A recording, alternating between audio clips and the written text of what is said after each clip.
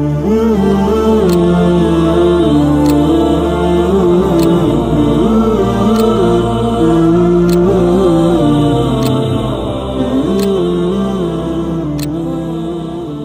আলাইকুম। প্রথমবারের মতো চরমনাই ময়দানে যাচ্ছি। আমি সাথে ইউসুফ ভাই আছে। আসসালামু আলাইকুম। আর সবচেয়ে বড় বিষয় হচ্ছে আমাদের এই কাফেলায় যারা আছে সবাই কিন্তু আমাদের এলাকার। আমি জাস্ট অবাক হয়েছে যে আমাদের এলাকা থেকে প্রত্যেক বছর এতজন মানুষ চরমনাই ময়দানে যায়, যেটা আসলে এতদিন আমার কল্পনার বাহিরে ছিল। যাই হোক, প্রথমবারের মতো যাচ্ছি। আশা করছি আধ্যাত্মিক ওই ময়দান থেকে ভালো কিছু জানতে পারবো, নিজেকে পরিশুদ্ধ করতে পারবো। অনেক মানুষ যাচ্ছে পথ বলে, অনেক মানুষ পথের দিশা পেয়েছে চরমনায় গিয়ে। আমরাও সেই দিশা পেতে চাই। আর চরমনাই ময়দানটাকে আমি ভিন্নভাবে এক্সক্লুসিভ কিছু কন্টেন্ট দিয়ে আপনাদের সামনে তুলে ধরার চেষ্টা করব।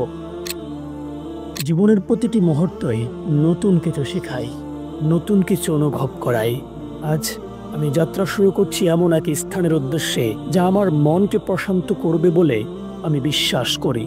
সুবর্ণচরের এ মাটিতে আমার শিকড়, কিন্তু আজ আমি সেই শিকড় থেকে সাময়িকভাবে দূরে যাচ্ছি এক আধ্যাত্মিক অভিজ্ঞতার খোঁজে। ঐতিহাসিক চরমনাই মাহফিল তথা ইস্কিস্তানের উদ্দেশ্যে বরিশালের পথে আমার যাত্রার পরবর্তী গন্তব্য মজু চৌধুরীর হাট। চারপাশের প্রকৃতির মাঝে আমি খুঁজে পাই স্রষ্টার অপর সৃষ্টির ছোঁয়া।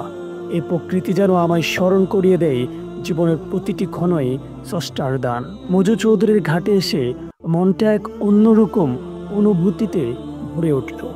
মানুষের মুখে চরমনাই মাহফিলের কথা শুনে সেই পরিবেশকে নিজের চোখে দেখার জন্য মন যেন আর তর্স হয়েছে। এই ঘাট, এই কোলাহল সবকিছুই যেন আমাকে আরেক ধাপ এগিয়ে নিয়ে যাচ্ছে সেই গন্তব্যের দিকে, ইস্কিস্তানের দিকে। শেষে লঞ্চে ওঠার সময়টা সবচেয়ে আবেগময়।